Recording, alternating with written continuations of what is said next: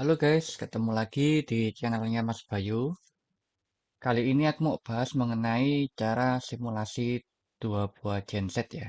Jadi bagaimana suatu genset masuk ke dalam sistem yang sebelumnya telah disuplai oleh genset yang lain. Kalau kemarin kan kita udah belajar mengenai panel sinkron ya di video sebelumnya, terus mengenai pola pengoperasian genset, itu parameternya apa aja, udah kita pelajari di video sebelumnya. Jadi bagi teman-teman yang belum melihat, bisa lihat di channelnya Mas Bayu ya, di situ banyak mengenai penjelasan pemodelan genset menggunakan situs geogebra.org. Nah, sekarang kita mau mensimulasikan sebuah genset sinkron dengan sistem ya. Jadi di sini dapat kita lihat bahwa telah ada genset yang running. Ini adalah gensetnya udah running ya. Ini mensuplai sistem yang di atas ini bus. Lihat bahwa sistem yang disuplai parameternya itu sebagai berikut. Ini tegangan, kemudian ada frekuensi, ada daya, ada kafar, kospi, dan arus. Ini adalah genset yang mensuplai. Dan genset yang ini masih off ya. Nah, kita akan memasukkan genset yang ini ke dalam sebuah sistem yang ada di atas. Bagaimana caranya? Caranya adalah sebagai berikut. Ini dihapus dulu.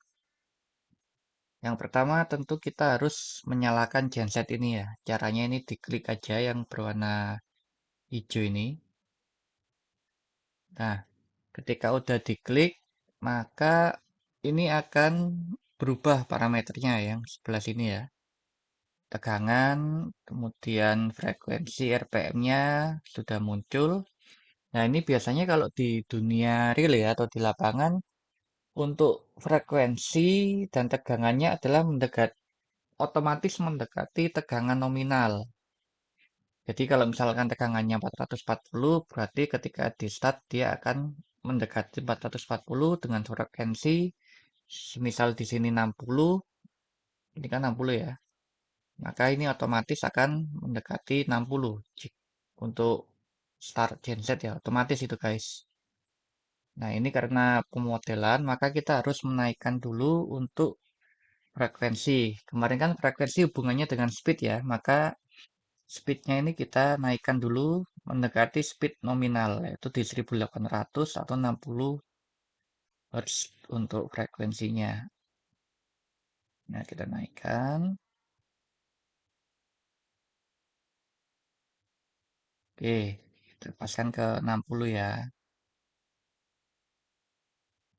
Nah, cakep. Terus untuk tegangannya, kita kurangi ke 440. Sesuai dengan spek. Oke, guys. Jadi sebelum kita sinkron, sebetulnya syarat sinkron itu apa aja sih? Nah, syarat sinkron itu yang pertama adalah kita lihat ya. Syarat sinkron adalah sebagai berikut. Nah, yang pertama itu tegangan listriknya harus sama. Semisal tegangan sistemnya tadi kan 440 ya. Itu untuk genset 1, maka genset 2 juga harus di 440. Ini yang dimaksud dengan tegangan listrik yang sama. Kemudian untuk urutan fasenya itu harus sama. Urutan fase ini adalah semisal RST ya. Maka genset 2-nya juga RST. Atau putarannya itu harus sama. Misalkan CCW atau counter clockwise atau clockwise ya. Jadi kebanyakan tuh biasanya putarannya adalah clockwise. Ini harus sama. Genset 1 dengan genset 2 untuk putaran fasanya juga harus sama. Jadi jangan sampai yang genset 1 ini semisal mutar ke kanan ya. Yang genset 2 putar ke kiri. Ini sorry. Ini kan ya bener. Ini berarti nggak bakal ketemu nanti guys untuk putarannya. Terus untuk frekuensinya ini juga harus sama. Semisal gensetnya frekuensi genset 1 itu 60, maka genset 2 juga harus 60 ya. Terus yang ketiga, sudut fasenya harus sama. Ini biasanya dilihat menggunakan nanti ada namanya sinkronoskop ya. Di panel genset itu sini ada jarumnya, dia akan terputar. Nah, nanti akan kita simulasikan. Oke, jadi syarat sinkron gensetnya udah paham ya, teman-teman ya. Kita kembali lagi ke pemodelan. Nah, ini kan tegangan, terus frekuensi, tegangan, V, terus frekuensi, terus RPM, ini kan sudah hampir sama ya guys, antara genset 1 dengan genset 2, berarti ini udah siap di sinkron. Nah, caranya adalah ini dipindahkan ke genset 2. Nah, terlihat bahwa putaran sinkronoskopnya dia adalah berputar ke kiri. Harusnya ke kanan. Kenapa kok dia berputar ke kiri? Ini berputar ke kiri karena RPM-nya genset 2 ini lebih kecil daripada genset 1. Maka harus dinaikkan ya untuk RPM-nya.